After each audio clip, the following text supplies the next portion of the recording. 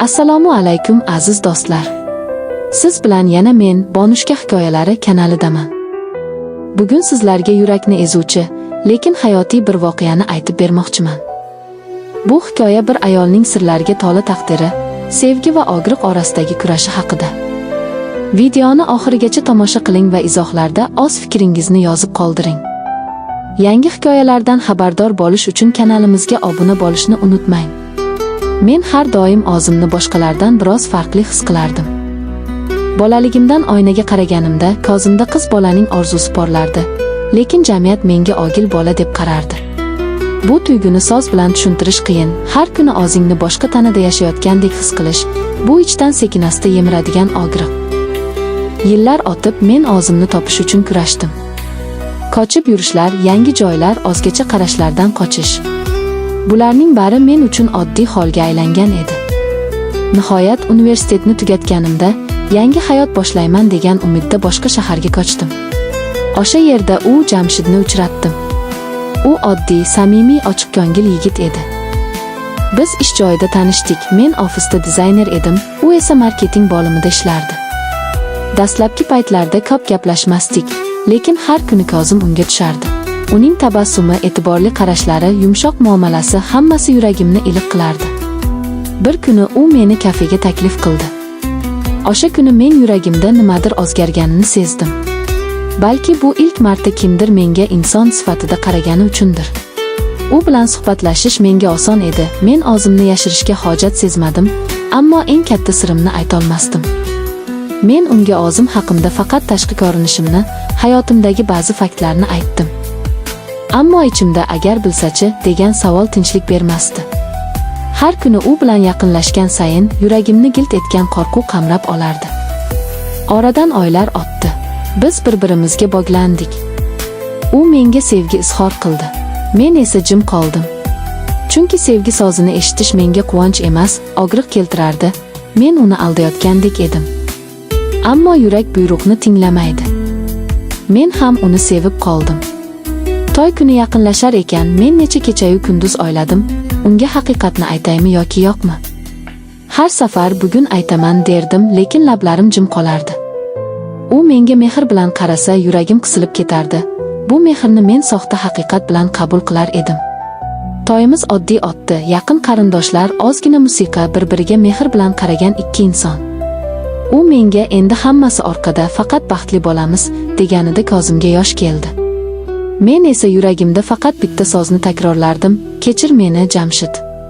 To'yimizdan keyin hayot go'yo orzudagidek boshlangan edi.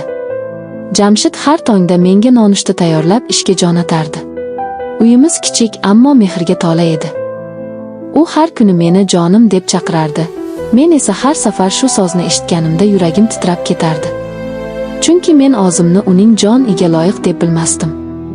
Biz bir-birimizni chin dildan sevgan edik. Lekin men yuragimdagi eng og'ir yukni har kuni yelkada ko'tarardim.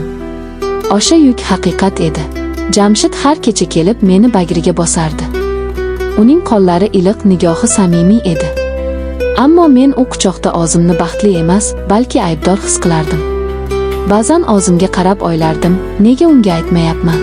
Axir u meni sevadi-ku, balki tushunar. Lekin keyin qo'rquv bosardi. Yo'q, u meni kechirmaydi. U menga ishonadi, men esa shu ishonchni poymol qilganman. Har kuni ishda, uyda, hayotda hamma narsa joyida ko'rinar, lekin ichimda boshliq yiriklardi. Men Jamshid bilan film ko'rar, kulardim, lekin yuragimda har safar sovuq shamol esardi. Bir kuni u menga: "Bilasanmi, men farzand haqida o'ylayapman", dedi. Bu so'z meni qotirib qo'ydi. U davom etdi: "Hayotimiz joyida, ishim yurishib ketdi. Endi bizni bola baxtli qiladi." Men jilmaydim, ammo ichimda bir narsa sinib ketdi. Chunki bu orzu men uchun imkonsiz edi. U bilmasdi. U hali hech narsadan gumon qilmasdi. O'sha kech men uxlay olmadim. Yuragim og'rirdi. U yonimda tinch uxlar, men esa devorga qarab jim yiglardim. Har safar uning qo'li yelkama tegsa, men o'zimni yanada aybdor sezardim. Oradan oylar o'tdi. Men sirni yashirishni o'rganib oldim. Yuzimda tabassum, yuragimda esa og'riq. U bilan yashash go'yo ikki dunyo orasida yashash edi. Ba'zan oynaga qarardim, unda baxtli ayolni ko'rardim, lekin ichimda hali ham bolalikdagi qo'rquv, sir va o'zimdan uyat yashardi. Jamshid meni har narsadan himoya qilardi, lekin men undan o'zimni himoya qila olmasdim. Chunki bir kuni u biladi, bir kuni u haqiqatni bilib menga qaray olmaydi. Bu fikr har kuni ongimda aylanar edi. Shunday kunlardan birida men telefonimni yotoqxonada qoldirib oshxonaga chiqib ketdim. Qaytganimda Jamshid stol yonida o'tirgan, rangi oqarib ketgan edi. Uning qo'lida telefonim. Yuragim bir zumda muzlab qoldi. U menga tikildi, nigohi sovuq edi. "Bu kim?" dedi u xirgoyi qilib. Ekranda eski chat ochiq edi. O'sha paytlarda men hali o'zimni ogil bola sifatida tanigan paytimdagi yozishmalar. Men jim qoldim. Yuragim urardi, lekin so'z topolmadim. U o'rnidan turdi, ko'zlarida ishonchsizlik, gazab, og'riq. "Bu hazilmi? Nima bu?" Men faqat "Jamshid, tushuntiraman" deya oldim. Ammo u qo'lini ko'tardi. "Yo'q, tushuntirma. Faqat rostini ayt. Kim eding sen?" O'sha so'zni aytish men uchun olim bilan teng edi. Ammo yashirishning endi foydasi yo'q edi. Men past ovozda dedim. "Men boshqacha edim. Men senga buni aytolmadim, chunki seni yo'qotishdan qo'rqardim." U orqaga qadam tashladi. Ko'zlari to'la og'riq. "Demak, sen meni aldagan ekansan."